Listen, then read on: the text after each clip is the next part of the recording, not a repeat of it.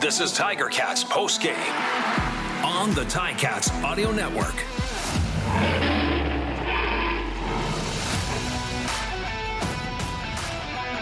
QEW rivalry here at Tim Hortons Field, continuing. The disappointed fans walking out of Tim Hortons Field. I know they had a good time, but they came here to see the Hamilton Tiger Cats be victorious. 24,312, an official sellout here, and most of them wearing black and gold as the Tiger Cats were defeated 31-15 by the defending Grey Cup champions.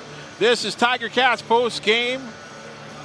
I'm Bubba O'Neill along with Andy Fantuz. And Andy, this was one of those games, again, we talked about it was going to be a difficult situation based on personnel. There was no lack of effort out there, but let's be honest, and it's hard to say when we're a part of Tiger Town, those Argonauts are a good football team. Yeah, they sure are, and they jumped out from the start of the game. The Ticats were down 7-0 after the first quarter. They were down 20-3 at the end of the first half, and you mentioned the effort. The fight in the second half by the Ticats was very promising. The defense played outstanding. Chad Kelly had almost 250 yards in the first half. A lot of those were amazing plays made by the receiver, and then he was held to 58 yards in that second half, but it was just too little too late. And when the Argos needed some big plays, whether it be in the running game or the pass game, they were able to pull through in that second half. But you gotta give it to the Argonauts. I mean, Chad Kelly, he was able to scramble around, break some tackles, make plays downfield. Receivers were executing at a very, very high level, making seemingly all the 50-50 balls that Toronto was coming down with, and then breaking some tackles for extra yards. And that was really the difference of the game. I thought that Taylor Powell had a pretty good effort, and the defense fought really hard, but at the end of the day, they were just beat by a better team today. I think those second down conversions, in terms if you were to compare both teams, certainly just a huge difference in this game. And we talked about this Argonaut team, and of course winning does this. There's a bravado and there's a confidence that they seem to have about them, and it just seemed to me, and maybe on a more of an emotional basis too. And I think what we saw late in the fourth quarter was exactly that, was the fact that every time Hamilton took maybe 1, 2, 3 steps, well, then the Argonauts turned the table as soon as they had an opportunity to do so, whether it be on offense or defense. It's so true. You get this momentum, not even within a game, but within a season. And it's really kind of coming from last season, to be honest. Halfway through last season, they've been playing great ball. They won the Grey Cup. You come into this year, and then you have this belief and this expectation of success, and it translates into less desperation, less urgency, sense of urgency, and just a more comfortability out on the field to just know that you're going to make a play, or your guy next to you is going to make a play. The defense/offense, you just can trust each other, and you can see that complementary attitude is really prevalent with the Argonauts. They're punting the ball well. They're not turning the ball over. They're running the ball when they needed to. I mean, I thought the Ticats, other than a few running plays, had fairly good run defense, but those plays came at crucial times, and they were just backbreakers because A.J. Ouellette was running through tackles and rumbling downfield like he does. When the Ticats seem to have him in second and long, they come up with a huge catch that is a 50-50 ball, and it just happened over and over again. And it's kind of that sense of expectation of success, like you mentioned. I mean, the Tiger Cats have outstanding corners, and in fact, they're outstanding people in the secondary. But man, it seems like those Argos receivers just seem to have 6 inches on everyone, or their catch radius, and they're be able to stretch and grab passes. I mean, there was a lot of passes that were not on target thrown by Chad Kelly, and he was able to haul. These receivers were just snatching the ball out of the air. It's so true. It's something you got to really appreciate. I do. And I know they're having a lot of fun there in that receiving core and in the offense in general, because you can like break it down to the first drive of the game. Ticats get a sack. They stuff the run, and it seems like, okay, this is a punting situation. And then they throw the only ball they threw to Dejan Brissett the whole game. He turns around and makes a spectacular 50-yard catch, and all of a sudden they score a touchdown. If he doesn't make that catch, I mean, they're punting the ball. Ticats have decent field position. Maybe they go down and take the lead, and it's a whole different game. But, you know, if shoulda, coulda, woulda, you know, it's one of those situations where that wasn't the only time that happened. You know, Coxie made a couple massive catches. Yes. Curly Gittins had a great game. And it just seemed to happen at critical moments throughout the game. Here in Tiger Cats post game, we will announce our performer of the game, presented by Hercules Tire. Right on our strength.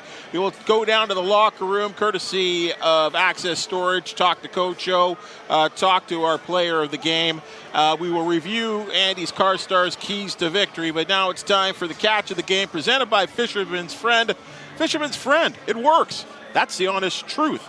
Well, this is a little unconventional from what we've normally done here on our Catch of the Game, but I'll set it up. It is the opening of the second half, and Boris Beattie is kicking off to the Ticats. Tyreek McAllister fakes a reverse to Lawrence Woods, but kept the football, and this is a big run. He's across the 35 to 30 into Argo territory.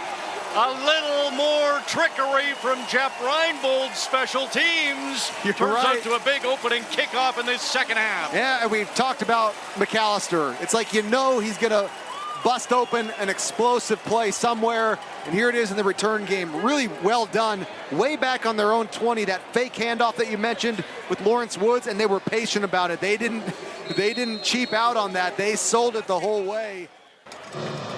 Well, not a bad-looking way to start off the second half. It did end up, instead of 7, did turn out into 3, Andy, and really that's something that was a kind of a theme going on for most of the night, at least. Yeah, well, just the fact that, you know, the catch of the game wasn't an offensive play shows that there wasn't a lot of variation in the playbook. There weren't many shots downfield past 20 yards. I thought Terry Godwin and Duke Williams did make a number, and even Condre Smith made a number of clutch catches, but they all in that intermediate zone, that short to intermediate zone, and I mean that was a really nice play that you pulled out there, but yeah, sort of a theme of it is just couldn't kind of compile those nice plays together and lead them into touchdowns. The Ticats did score one late touchdown with a Taylor Powell run, which was great after taking a penalty in the red zone and having 1st and 20 and being able to convert that into a touchdown. But again, the lack of red zone efficiency and the turnovers and just the lack of execution overall is what hurt them tonight. Which certainly sets us up here for our Car Star keys to victory, and let's have you review them there, Andy. Well, number 1 was start fast. The idea is to continue that momentum from last game, get this crowd. The crowd was fired up at the start, just keep them as a home field advantage and keep them into it. And that first back-breaking catch on that drive by Sean Brissett that led to the Argonaut touchdown was a killer, and they ended up being down 7-0 at the end of the first quarter, and then down 20-3 at the end of the first half. And you know, it was a lot of the hype. It was sucked out of this building by that point. So definitely not a passing grade on start fast. Number 2 was stop the run, and I thought the defense did a great job of this for 90% of the plays, but they let a few big runs go at critical moments, and Toronto ended up with 112 rushing yards versus Hamilton's 48, including that long of 36 that was at a critical time by A.J. Ouellette, and then another big one in the fourth quarter to set up the score to go ahead by more than a one score. So I can't give a passing grade with 112 rushing yards, but I thought, you know, for 80% of the game, they did do a great job of of containing that running game. Number 3 was a tough one considering the situation and the personnel on offense. It was. Only throwing one interception, I think, is reasonable. And then they had 2 turnovers on downs when they were, losing on the scoreboard. But you got to find a way to create a turnover, and the Ticats created 0, so the Argonauts had another game with no turnovers, and they've been excelling at that all season, and that's what the record shows. So they lost the turnover battle tonight for the Ticats. Let's head down to the locker room here, the Tiger Cats locker room here at Tim Hortons Field. We do have exclusive access to the coaching room. Time to check in with Coach O, presented by Access Storage.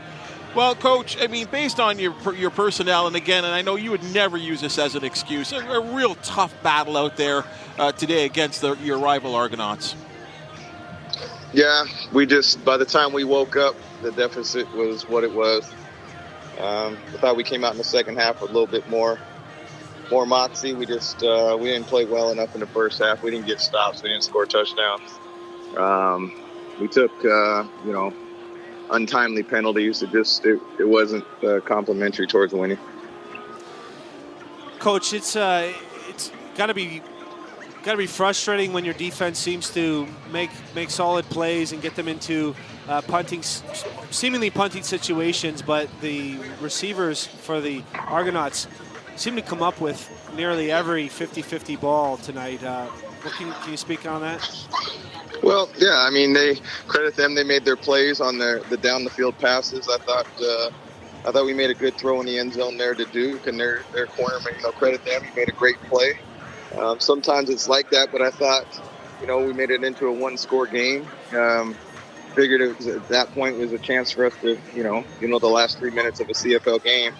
Really felt confident. We weren't able to get a stop there. They hit us on an explosion. So, they made a couple great catches. And, credit them, but we got to find a way to get off the field there.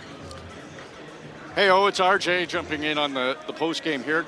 What about those couple of special teams plays? I think there were about 3 of them that seemed to work out and really got you some momentum, didn't they?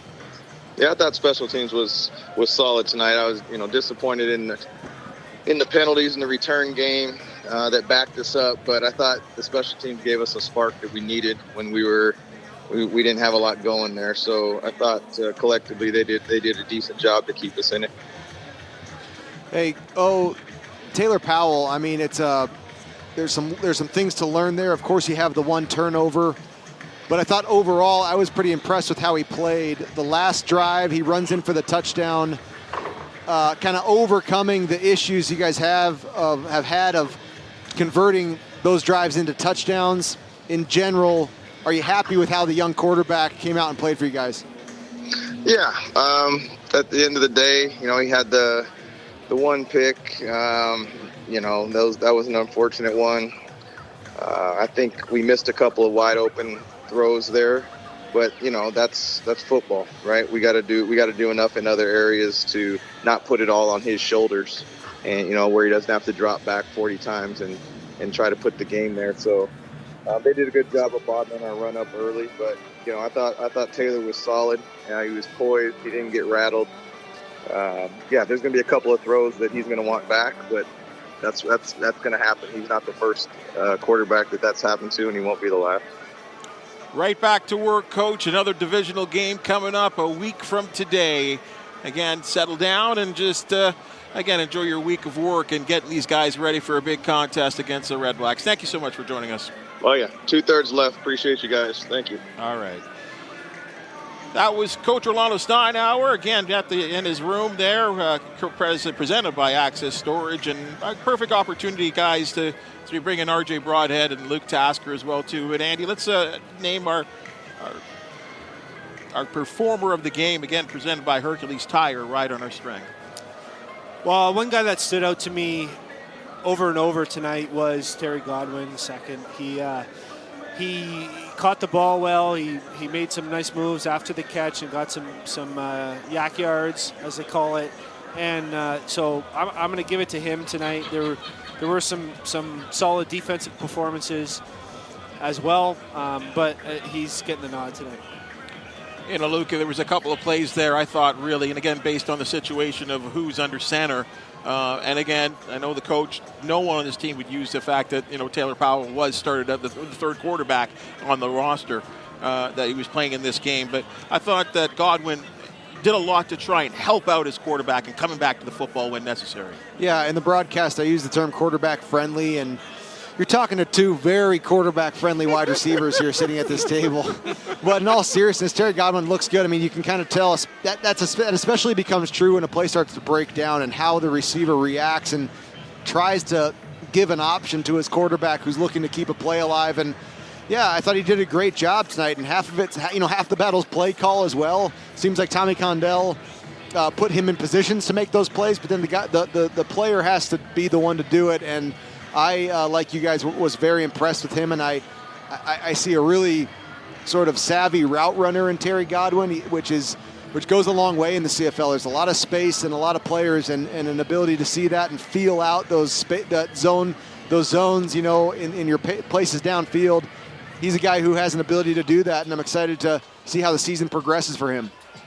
You know, RJ, we for the last couple of weeks, especially in these two victories, we've been talking consistently about big plays at big moments, explosion plays. Just didn't happen tonight. It didn't for the Tiger Cats, no. A couple of big plays by the Argos really were the difference. Those big gains on offense to keep drives going for Toronto. Toronto's a good football team.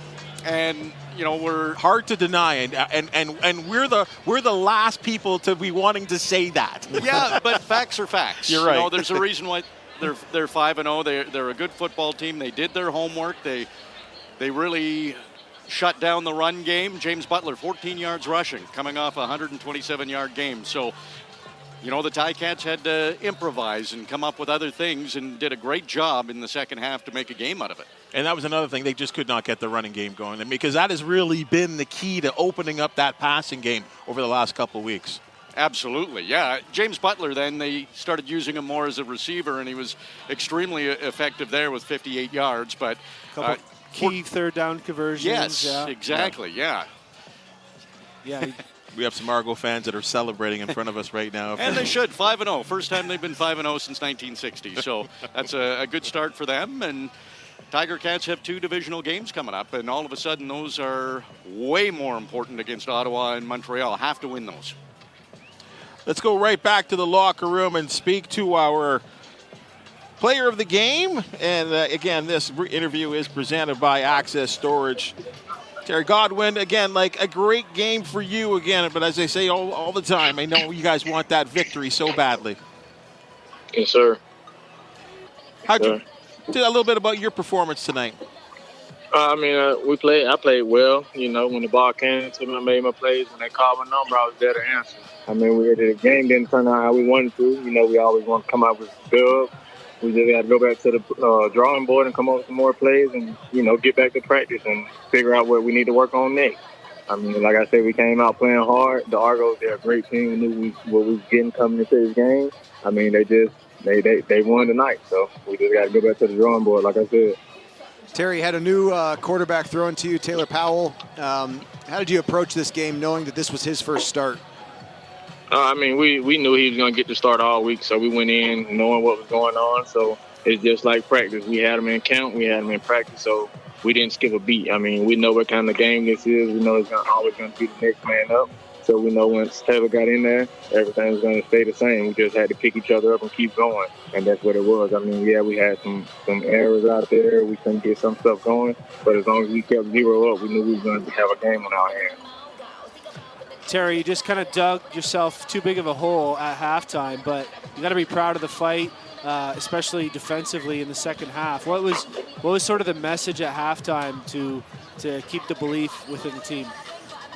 The message is always going to stay the same. We got to stay together and go out there and be who we are. It's the Ticats. Defense went out there and played a solid game the whole game. Offense, we just got to come out here and make our plays and keep their backs off the wall and just be us. Make the plays when we need to make them.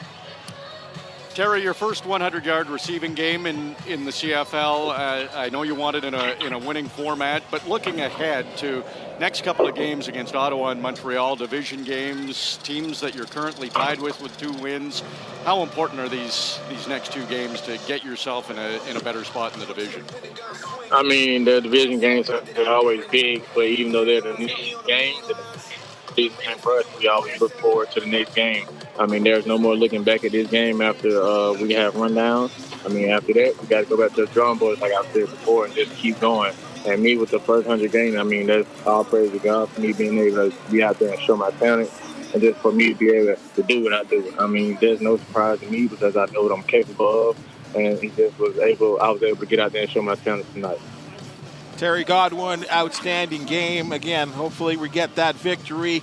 Enjoy your week of work and practice as you get ready to go to the nation's capital and face those Red Blacks, which will be a huge one. Yes, thank you for joining us. Yes, sir. Thank you. Former of the game, presented by Hercules Tire. Terry Godwin, a good game. And again, you can just feel the disappointment there, Luke, in his voice. And again, I can't help but do this, guys. And maybe this is just the reality of this sport. I look at this 6-game injury list. Matt Schultz, Bo Levi Mitchell, Thomas Erlington, Alex Fontana, Figueroa, Saxela, Turnowski tonight wearing a boot. Dylan Wynn. Like, this is a talented team that is sans a couple of really good players that I think on a game-by-game basis, it's been their history.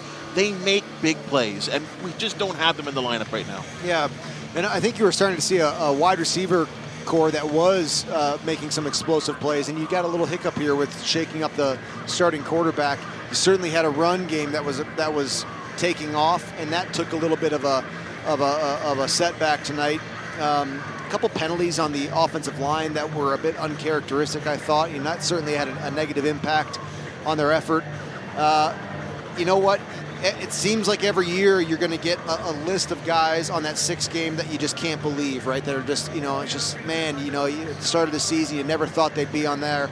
But that's just a built-in piece of adversity to the football world, and other teams will have that as well. The Ticats just have to find a way to make the guys who they do have productive and put them in situations, like you said, to move the ball down the field in some explosive plays.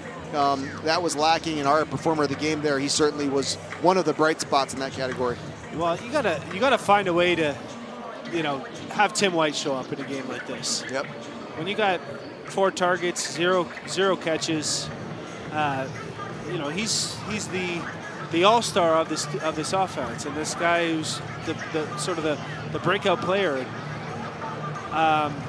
2 games now, 2 out of his last 3 games. Yeah, where this has happened. And I'm not trying to get negative on him right now, but I am, thinking that this is a crossroads of how does he respond to something like this. And this can go one of 2 ways. And he can buckle down and get to work and be a leader of the team and really bring up the whole team around him, or get salty about his lack of involvement and production.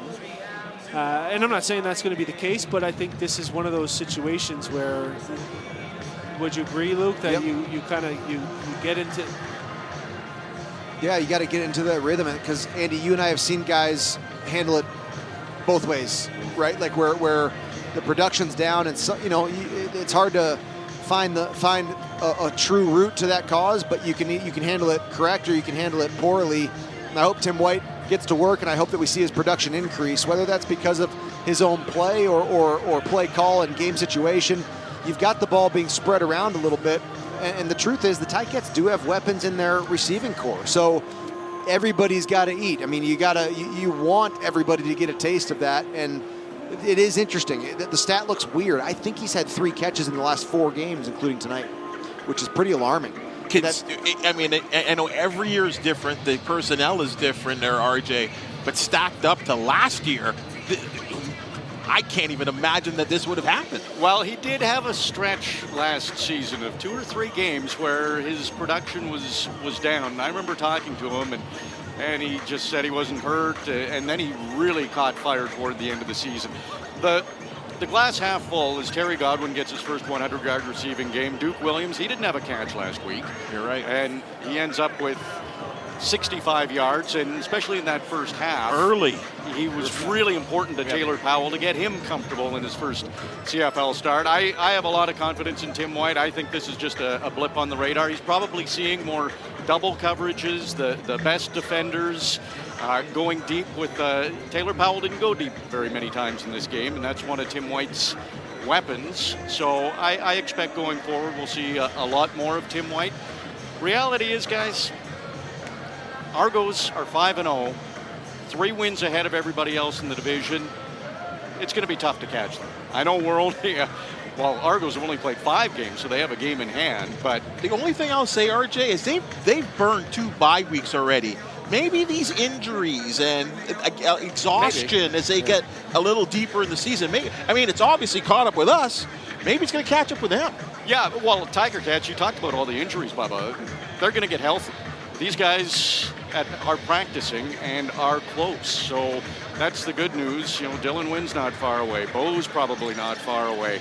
So they're going to get some key guys back pretty soon, which is important, and they're hanging in the division with 2 wins. And these next 2 games, I think, are massive, because at this point, you got to think home field in the playoffs. Yeah. The bye might be tough to get now with the Argos at 5-0. I know it's early, but what we saw tonight from them, they'd have to collapse, and they look pretty good tonight. They did. If you break it up into third of the season, 6-game blocks, you got 2 and 4.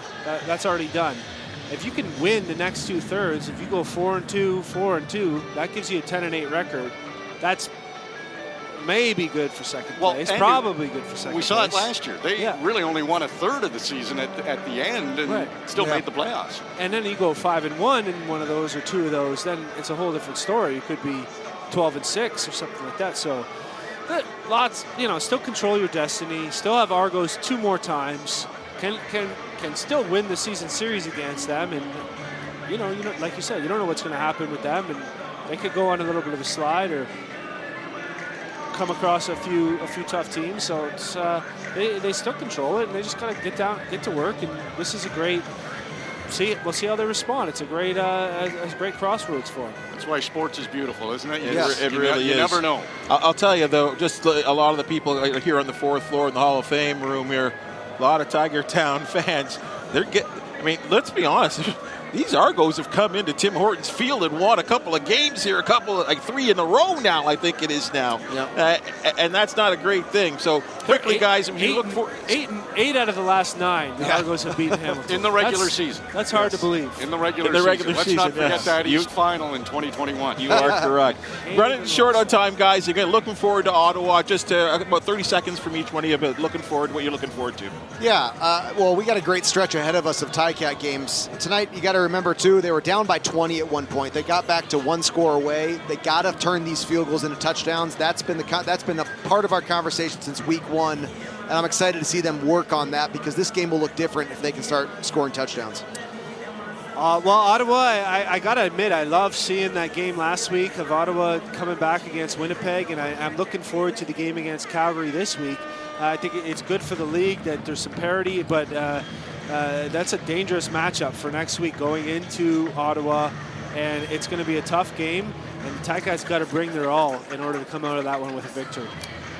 I liked what I saw from the Tiger Cats in the second half. That's a really good football team. Argos were playing well, and the Tiger Cats really made some adjustments. Jeff Reinbold, some great calls on special teams, so they've got some tricks in the bag that work, but it's a massive game against Ottawa. Those are the games at this point with the Argos at 5-0.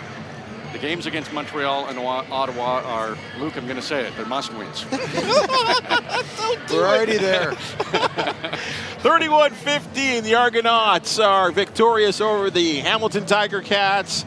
Thank you so much for listening, Tiger Town. For Andy and RJ and Luke, myself, and again, the fine people that put this broadcast together behind the scenes, we thank you so much. We will be back next Friday night, Tiger Cats pregame, presented by Greenworks, as we head to TD Place Stadium in the nation's capital, where those Ticats will take on the Red Blacks. Our broadcast starts at 6:30. Be there or be square, folks, right here on the Ticats Audio Network.